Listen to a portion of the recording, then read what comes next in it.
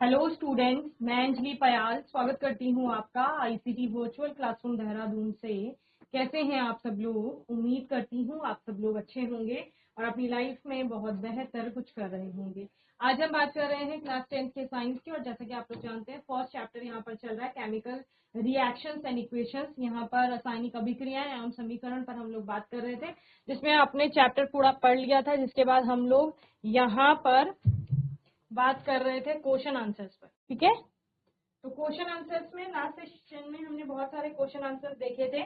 आज के सेशन में हम कुछ और क्वेश्चंस पर बात करेंगे। ठीक है, मैंने कुछ क्वेश्चंस आपको होमवर्क में दिए थे, जिसमें कि आपको क्या करना था, बताना था कि किस प्रकार से जिंक ग्रेन्यूल्स जो है वो रिएक्ट कर रहे हैं आपका अलग अलग चीजों के साथ। जैसे आपने डाइल्यूट सोल्यूशन बोला, सल्फ्यूरिक एसिड का, हाइड्रोक्लोरिक एसिड का, HNO3 का। यहाँ पर एक और एग्जांपल है जिसमें HNO3 के साथ भी ये रिएक्ट करता है। Other than this NaOH and HCl के साथ आपको होमवर्क में बताना था कि किस प्रकार से रिएक्ट कर रहा है, और बैलेंस्ड इक्वेशन आपने उनके लिए देनी थी। ठीक है ना। जैसे मैंने आपको बताया कि आप इनके साथ भी बता सकते हैं कि HNO3 के साथ कैसे आपका रिएक्ट करता है। ठीक है ना। चलिए, आज का क्वेश्चन है आपका, which among the following are which among the following are physical और केमिकल चेंज। ठीक है ना। आपको बताना है कौन सा फिजिकल चेंज है और कौन सा आपका केमिकल चेंज है। फर्स्ट है आपका evaporation of petrol.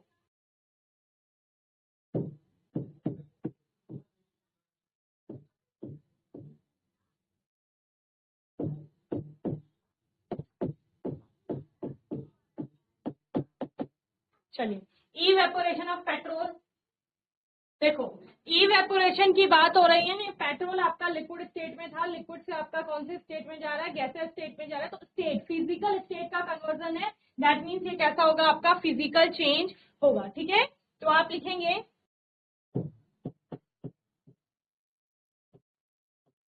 Evaporation of petrol is a physical change as it only gets converted from one physical state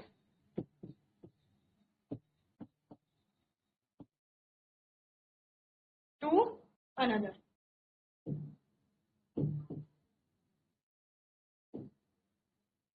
ठीक है, तो पेट्रोल का जो इवेपोरेशन है, वाष्पीकरण है, वो आपका क्या है, एक भौतिक परिवर्तन होगा। क्यों? क्योंकि वहां पर सिर्फ भौतिक अवस्था में परिवर्तन हो रहा है। पेट्रोल जो है वो एक भौतिक अवस्था से आपका दूसरी भौतिक अवस्था में जा रहा है। ओके, चलिए नोट करेंगे जल्दी से।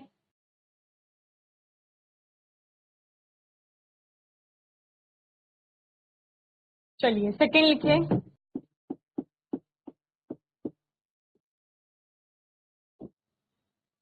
Burning of LPG, liquefied petroleum gas. देखो, बर्निंग बर्निंग मैंने आपको कई बार बताया, जब हम फिजिकल और केमिकल चेंज आपका पहले प्रीवियस क्लासेस में भी पढ़ते हैं, तो वहां पर भी मैंने आपको बताया बर्निंग जो प्रोसेस है वो आपका केमिकल चेंज के अंतर्गत आता है। तो ये भी क्या होगा, आपका केमिकल चेंज होगा।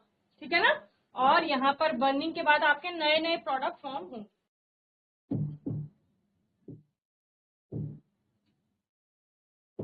Burning of LPG is a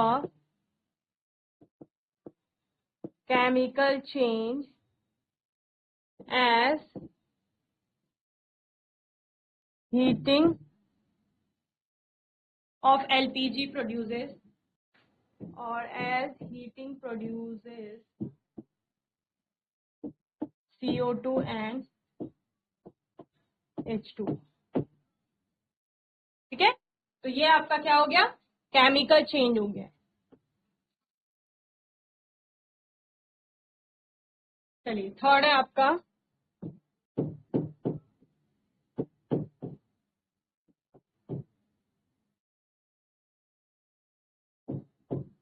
heating of iron rod to red hot. बताइए, आयरन की रॉड है आपके पास, सपोज ये आयरन की रॉड है, इसको मैं टेम्परेचर दे रही हूँ, हीट दे रही हूँ, हीट देने से इसको क्या हो रहा है, टेम्परेचर बढ़ रहा है, बढ़ते बढ़ते रेड हॉट हो जाता है। ठीक है, तो पहले जो आपका आयरन रॉड थी उससे आपको एक रेड हॉट आयरन रॉड मिल रही है, ये कैसा चेंज होगा बताओ। तो ये सिर्फ फिजिकल चेंज है, क्यों, क्योंकि इसका कुछ नहीं हुआ है, पदार्थ वही रहा है अभी, बस ये गर्म हो गया है, इसका तापमान बढ़ गया है। तो आप क्या लिखेंगे, heating of iron rod to red hot is a physical change। ठीक है, because it only involves increase in temperature or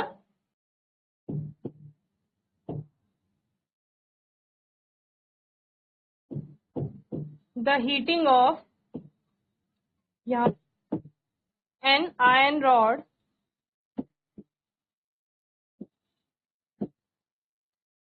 is a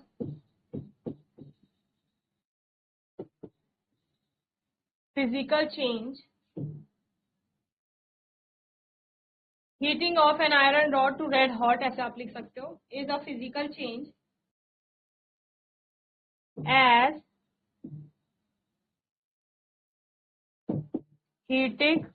heating involves only temperature change। okay, involves only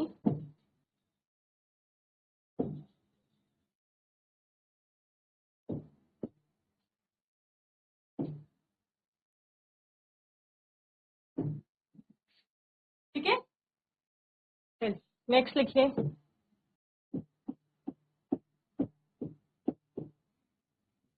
formation of curd from milk. तो दूध से दही जब आपका बनेगा, ठीक है, दही बन रहा है, दूध से बन रहा है आपका, तो दूध से दही का बनना एक रासायनिक परिवर्तन होता है, क्योंकि एक नया पदार्थ बनता है दही। ठीक है, वो रिवर्स नहीं की जा सकती आपकी रिएक्शन। ठीक है, तो आप लिखेंगे formation of curd from milk is a chemical change. ठीक है, ये क्या है, एक रासायनिक परिवर्तन है, and it affects the chemical composition of milk. Okay, चलिए नोट करेंगे जल्दी से। अब होमवर्क के लिए लिखिए कुछ, इनमें आप बताएंगे।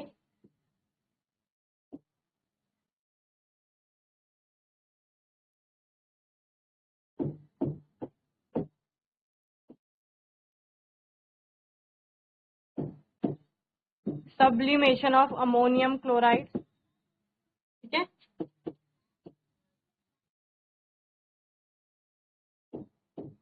Melting of wax.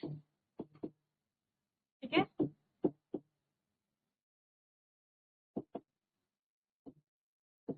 Burning of food,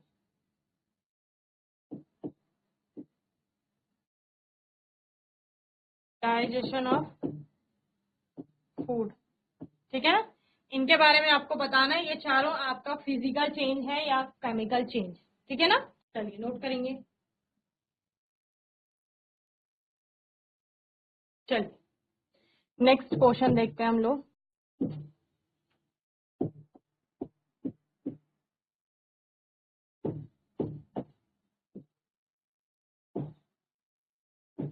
a magnesium ribbon is burnt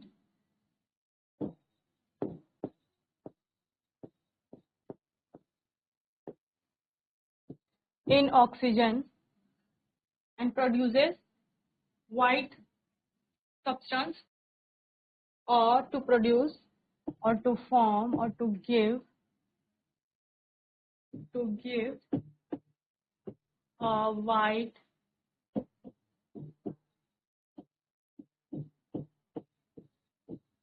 compound X। ठीक है ना, यानी एक मैग्नीशियम रिबन को जलाया जाता है ऑक्सीजन के साथ या ऑक्सीजन की प्रेजेंस में, और वो क्या देता है, एक व्हाइट कंपाउंड देता है, जो कि हम नाम दे रहे हैं X। हमें बताना है कि वो X क्या है। Accompanied by light emission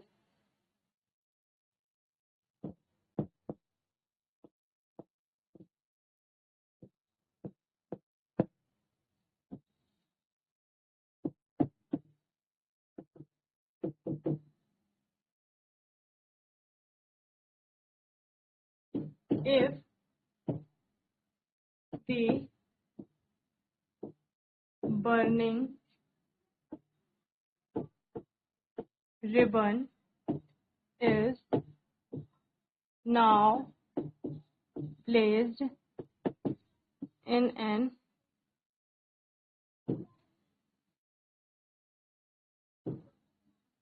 atmosphere of nitrogen, ठीक है, it continues to burn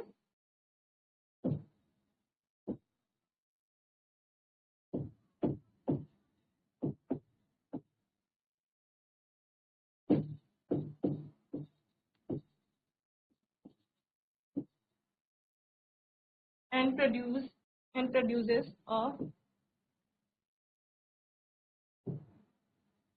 compound Y। ठीक है, क्या कह रहा है प्रश्न, मैग्नीशियम की एक रिबन ली, उसको ऑक्सीजन की प्रेजेंस में जलाया जाता है। ऑक्सीजन की प्रेजेंस में जलाए जाने पर वो क्या होता है, एक व्हाइट कलर का, सफेद रंग का एक कंपाउंड यानी यौगिक बनाता है, जिसको एक्स नाम दिया गया। ठीक है, लाइट एमिशन के साथ वो प्रोड्यूस होता है। देन उसी जलती हुई रिबन को एक ऐसे एटमॉस्फेयर में ले जाया जाता है जहां पर नाइट्रोजन उपस्थित होती है। देन वो लगातार फिर भी जलती रहती है और एक और वहां पर प्रोडक्ट फॉर्म होता है, तो जिसको कि वाई नाम दिया गया। ठीक है, तो एक्स और वाई आपको दो प्रोडक्ट प्राप्त होते हैं अलग अलग परिस्थितियों में। ठीक है, तो प्रश्न आपको क्या पूछ रहा है, प्रश्न का पहला पार्ट आपको पूछता है राइट द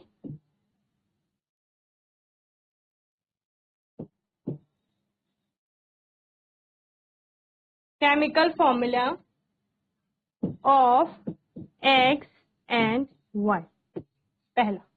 ठीक है ना, आपको क्या लेना है, एक्स और वाई का केमिकल फॉर्मूला बताना है कि क्या केमिकल फॉर्मूला होगा, यानी कि पहले बताओ कंपाउंड क्या है, तो केमिकल फॉर्मूला आप लोग बताते जाएंगे। देन बी है आपका राइट दी बैलेंस्ड केमिकल इक्वेशन। ठीक है, और कब, when x is dissolved in water.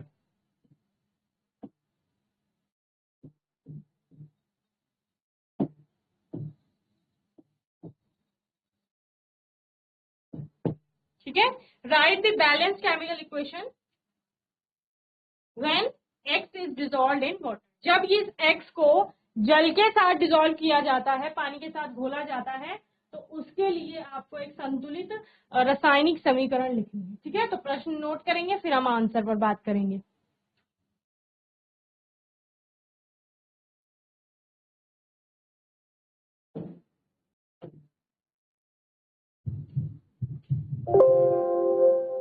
चलिए आंसर लिखेंगे।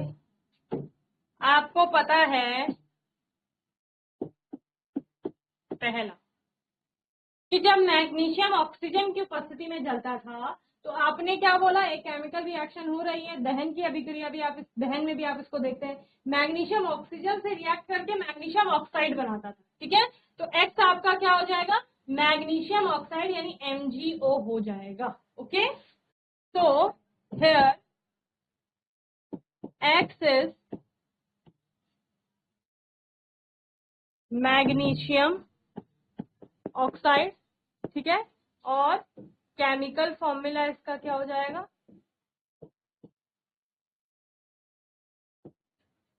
आपका MgO, ठीक है ना, एंड Y इज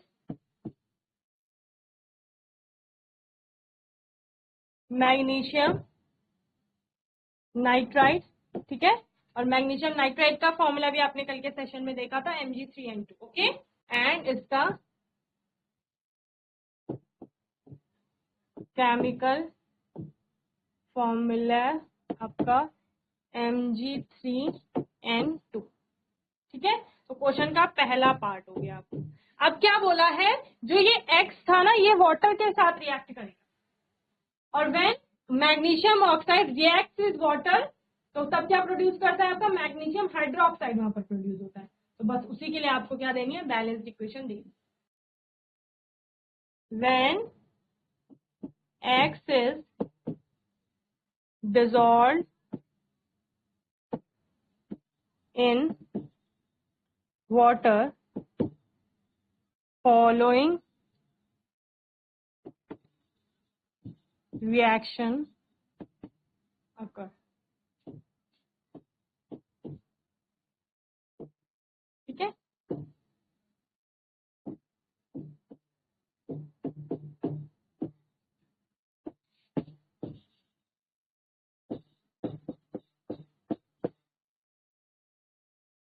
ठीक है, तो ये हो गया आपका। तो ऐसे बहुत सारे क्वेश्चन आते हैं, थोड़ा आपको ध्यान लगाना है, ऐसे क्वेश्चन बहुत सारे आते हैं, केस स्टडी के क्वेश्चन आते हैं आपके एग्जाम में। एक्स वाई आपको बताया गया है कि एक एक्स है दूसरा वाई है, आपको बताना है एक्स कौन सा है वाई कौन सा है, या कहीं पर फिर कुछ और, सपोज एक्स की फॉर्मेशन की क्वेश्चन पूछ ली कि मैग्नीशियम ऑक्साइड कैसे बन रहा है, वो वाली अभिक्रिया दो, मैग्नीशियम नाइट्राइड कैसे बन रहा है, वो वाली इक्वेशन दो। तो आपको सारा ध्यान होना चाहिए क्योंकि हमने सब कुछ पढ़ रखा है चैप्टर में, ओके। चलिए नेक्स्ट क्वेश्चन है आपका, विच among the following changes are exothermic और एंडोथर्मिक, ठीक है। यहाँ पर आपको अलग अलग चेंजेस दिए जाएंगे, आपको बताना है कौन सा उनमें से एक्सोथर्मिक है और कौन सा आपका एंडोथर्मिक है, ठीक है। इन नेचर भी लिख सकते हैं आगे, और इससे इतना भी आप प्रश्न लिखेंगे तो समझ आ जाएगा। पहला है A, decomposition of ferrous sulphate, ठीक है, decomposition of ferrous sulphate. B है आपका डाइल्यूशन ऑफ सल्फ्यूरिक एसिड, ठीक है। सी है dissolution of sodium hydroxide in water,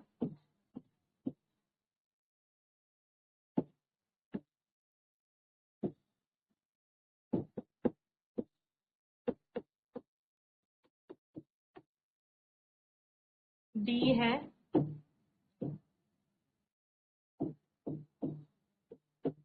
dissolution of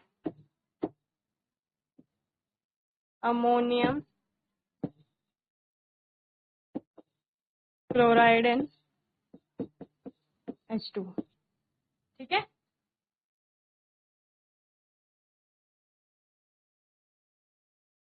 चलिए, तो ये वाला क्वेश्चन आप होमवर्क में करके लाएंगे। मैं आपको बता देती हूँ, डिकम्पोजिशन ऑफ फेरस सल्फेट आपका क्या होगा, यहाँ पर हीट एब्जॉर्ब होती है तो एंडोथर्मिक होगा।